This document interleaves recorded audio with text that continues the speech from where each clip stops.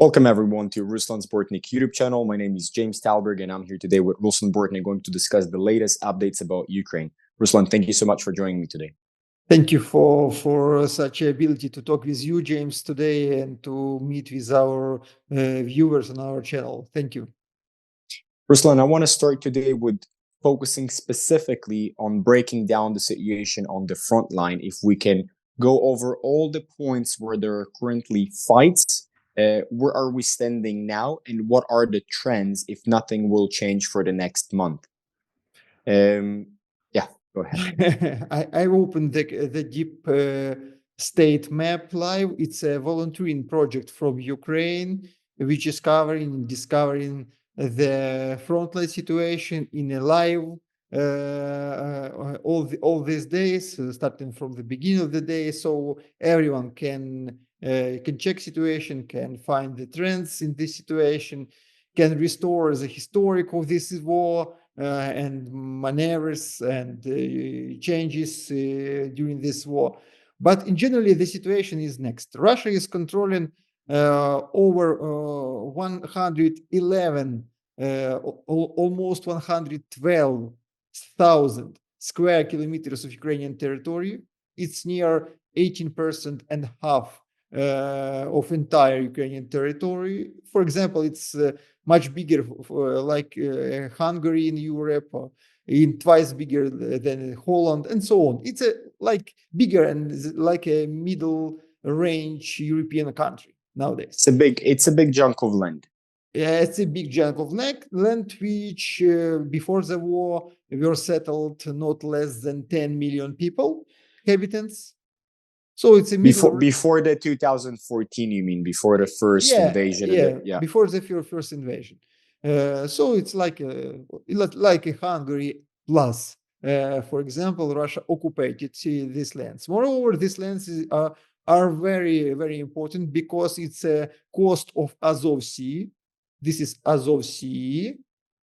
Now it's internal sea of the Russian territories because Russia is everywhere around this sea, and there is a very pledged zone of sand, of relax on beaches and so on. Moreover, there is a significant fish resources in this region.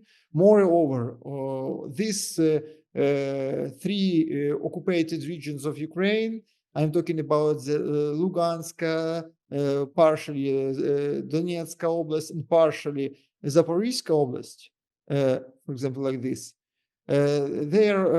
These three Ukrainian regions together have more than half of known Ukrainian natural resources, entire Ukrainian natural resources.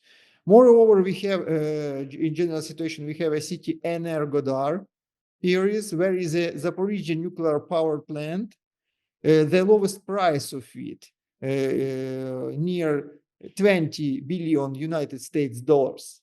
And that's before the war, or that's the estimate? Before the war, of course.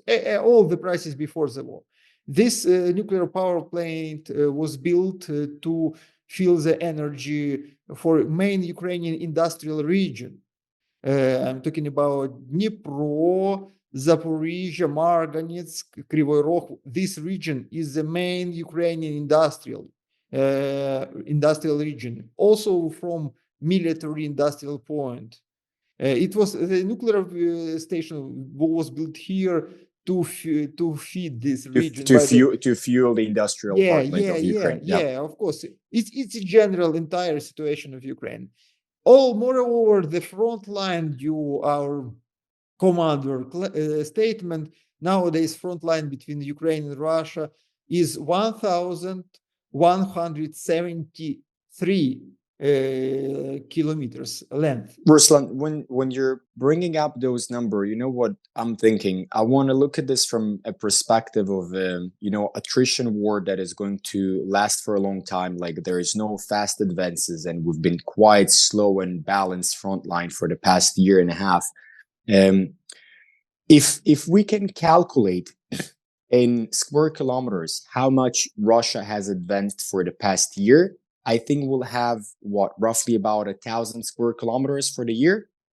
For the past year, Russia achieved near 4,000 square kilometers of Ukrainian lands, near 200 settlements, and near 10 cities. From them, near So 10 cities. So I'm asking it because if that trend is going to continue, that war can last for over 100 years because this is not a significant progress in terms of occupying a land or advancing on a ground floor. So I'm asking this because we have talked before in the past how Ukraine is potentially going to have enough resources for the next 2-3 years. So as the Russian side will have enough resources potentially, maybe for a little bit longer, but about the same time frame. So what do you think will happen to the front line if the war will continue as is with slow advancement on the eastern part of Ukraine without any changes? What will happen after those 2 years when the sides will get more exhausted? You need to understand that we have front line, but we have also ruined and destroyed line. What I'm talking about, for example, if we have front line just here, but be sure that it's for only for example, but be sure that on the depths of 20 kilometers from this line, there is not there is impossible just to live because of everyday artillery shells, and it's very impossible to continue the economic and so on. Because so we have not only the battle line, but we have this exhausted lands behind we can call it a gray area that is impossible to inhabit. wasted or exhausted lands. Moreover, 30% of Ukrainian territory for now is mined. Moreover, the damage for Ukrainian environment. I'm talking about the military pollution, because during the war, every side is using everything which they have. So talking about the chemicals, explosives, and so on. We can even count the damage for Ukrainian and pollution for Ukrainian waters, for Ukrainian lands, for Ukrainian forests, and so air, and so on. So even after the ending of the war, Ukraine will need a huge time, not only for the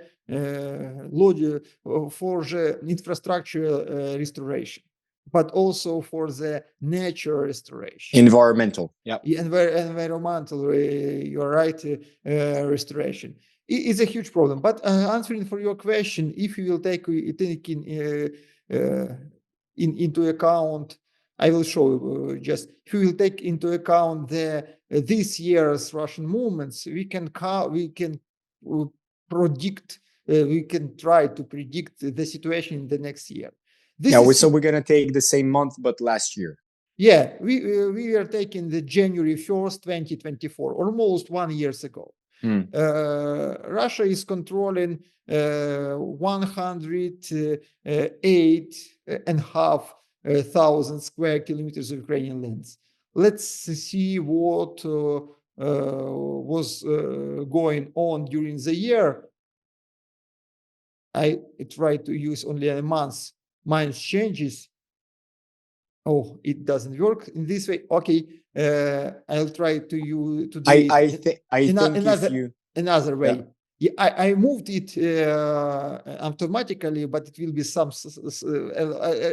little bit slow. But I will describe you it also in the words during the situation. I push it at situation. You can see how the directions of Russian offensive operations are changing in the different place. I will be. This is zoom. Sometimes you can see situation in Avdiivka will change. That is Russian operation on Marinka. The Avdiivkan offensive operation. Russia captured Avdiivka and started to move further to the west. In general, if this situation will go on, and if Russia will be able to add additional 4,000 square kilometers for the next year, it means that Russian troops will be able to achieve almost all part of Donetsk Oblast. They will be able to enter to Dnipropetrovsk Oblast, and they will be able to capture to additional parts of Zaporizhzhia Oblast. But we are talking about a very inertial scenario. But because you said very correctly that this is an exhaustion war, and the exhaustion war has a very specific thing which is happening during the exhaustion war. During the exhaustion, you mean that it can collapse all at once in 1 second randomly? I mean the front line. There will be then in exhaustion war, the fights could last very hard. Fights could last very long time without any significant territorial changes. But at the end, in some moment of exhaustion, one of the sides is starting to collapse because of absence of soldiers, because of absence of ammunition, because of absence of internal will to continue this war. So, if we are talking about the trending war, the next year could be the year when Ukraine can lose Donetsk Oblast and will start the fights. The final starts from Zaporizhzhia Oblast, and the beginning starts for Dnipropetrovsk Oblast.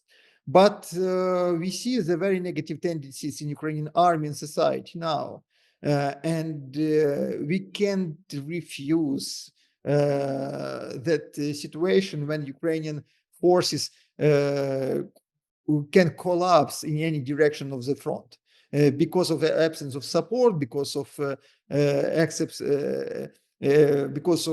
lack of will, and because of lack of Western support in some moments, like it happened before. This is a significant risk. Of course, there is such a risk for Russian Federation, and Prigozhin's scope rebels showed us that Russia is also not a very unified United States. And this and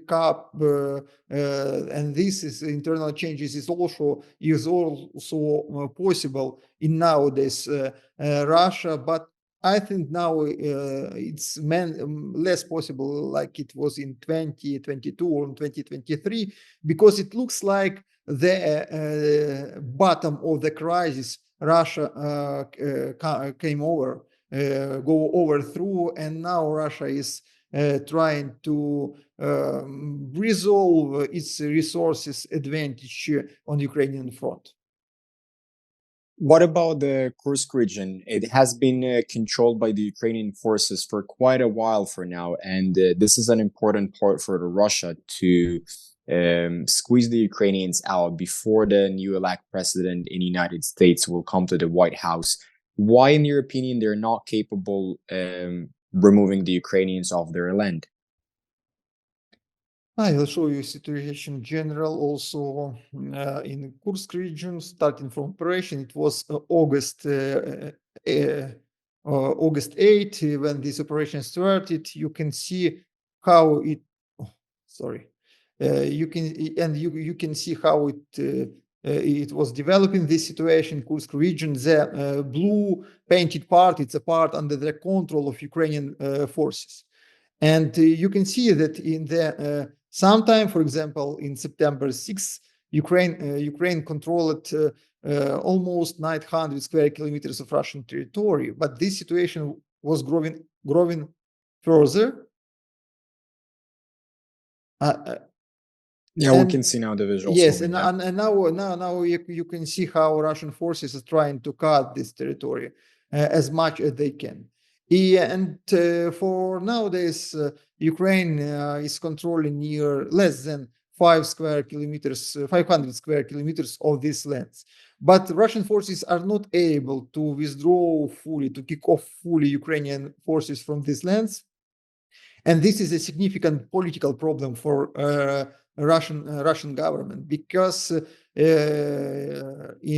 the eyes or on the table of the future peaceful negotiation, Ukrainian government will say that we are not losing this war. Our soldiers are in your lands.